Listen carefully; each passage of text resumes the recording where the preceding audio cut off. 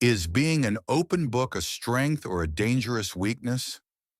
Welcome to Wisdom of the East.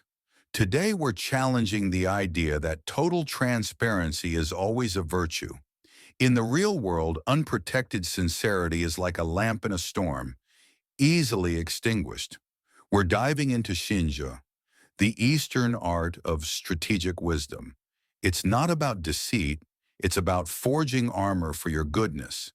Let's learn how to stay calm as water on the outside, but firm as steel within.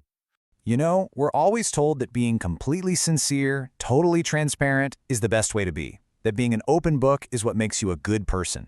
But what if that's not the whole story? What if, in the world we actually live in, that kind of openness could be putting your goodness at risk? That's the big question we're diving into today. This idea that maybe unguarded sincerity isn't a superpower. In fact, it could be a major liability. So let's really think about it. Is being a total open book a true strength, or could it actually be a critical weakness? Okay, so let's break this down. On one side, you've got goodness. That's the core virtue, right? It's your sincere intentions, the very thing you want to protect. But on the other side, you've got naivety. And that's just a lack of awareness, a vulnerability that leaves your goodness totally exposed. The goal here isn't to get rid of your goodness, it's to get rid of the naivety that puts it in danger. And the risk is real. The source material puts it perfectly with this really powerful analogy. An unprotected, sincere person is like a lamp in the wind, easily extinguished. Just think about that. Your good intentions, that light you want to share with the world, can just be snuffed out if you don't know how to shield it. So, how do we build that shield? Well, that brings us to our first big idea. We've got to start by redefining a word that gets a really bad rap. We have to figure out if strategy is a poison or if it's actually medicine. The term is Xingji. Now, I know what you're thinking. When most of us hear a word like that, our minds immediately go to a negative place. Deceitful scheming, manipulation, right? But what if we looked at it from a different angle? What if we saw it not as some dirty trick, but as strategic wisdom? And to really get this, our source pulls out this fantastic analogy from traditional Chinese medicine. A powerful substance can be a deadly poison, or it can be a life-saving medicine. It all comes down to the wisdom and the intention of the person using it. And you know what? It's the exact same thing with strategy. So let's be absolutely clear on this. This is not about learning how to deceive people or to harm others. Not at all. This is about forging a suit of armor for your goodness. It's about developing the awareness and the skill to navigate a complex world so that your core values can actually survive and maybe even thrive. Okay, so that's the theory. But how do we actually put this into practice?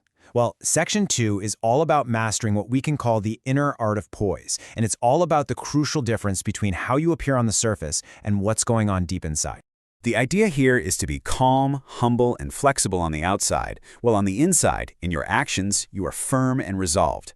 So think of your public self like water. It's soft, it's adaptable, it doesn't seem threatening.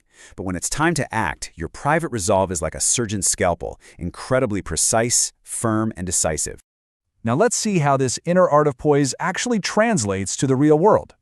We're going to look at two famous historical figures who were absolute masters of this duality. There's this great concept called being outwardly round, inwardly square. And to get it, we can look at two famous rivals from history. Outwardly, we learn from Liu Bei. He was a master of humility, of being flexible. He built incredible alliances by never showing his full strength. But inwardly, we learn from his rival, Cao Cao. He was principled, ruthlessly decisive, and would never, ever compromise on his core mission. See the balance? Flexible on the outside, but with a core of steel on the inside. This brings us to another master strategist, Sima Yi, and something just as important as strength, timing. It's not just about what you do. It's about knowing when to wait and when to strike. Sima Yi's incredible success story can really be boiled down to this three-step process. First, he endured. For decades, he patiently waited, pretending to be weak, taking insults, all while waiting for the perfect moment. Second, when that opportunity finally arrived, he acted with swift, decisive, and overwhelming force. And third, and this part is so crucial, he stabilized. After his victory, he didn't get arrogant. He stayed humble to secure everything he had gained. Endure, act, stabilized. It's a powerful cycle. But, and this is a really big but, none of these strategies work or are even worth doing without the single most important element. And that's what we need to cover right now.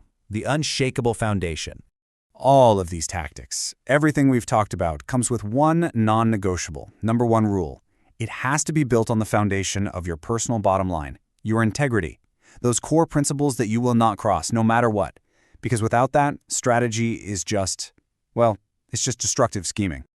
There's this ancient piece of wisdom that says it all. When virtue doesn't match position, disaster is inevitable. Think about that. You can use strategy to climb high, but if your character, your foundation, is weak, the whole building is eventually going to come crashing down. True long-term success is always built on trust and reputation. So the whole point of this, the big takeaway, is that the strategic wisdom we've been exploring is not a weapon to be used against other people. It's a shield. And it's designed for one purpose: to protect your goodness, to protect your integrity, and to protect your ability to make a positive impact in a pretty complicated world. And that leaves us with one final thought, a question to take with you. I want you to look at your own life, your own goals, and the challenges you face, and just ask yourself, what armor does my goodness need?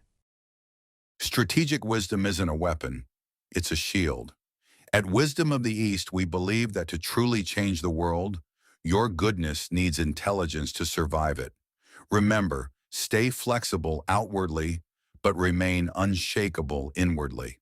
Without a foundation of character, strategy is just a tower of sand. Ask yourself, what armor does your goodness need today? Thanks for watching Wisdom of the East. If you found value in these insights, subscribe and join our journey. We'll see you in the next one.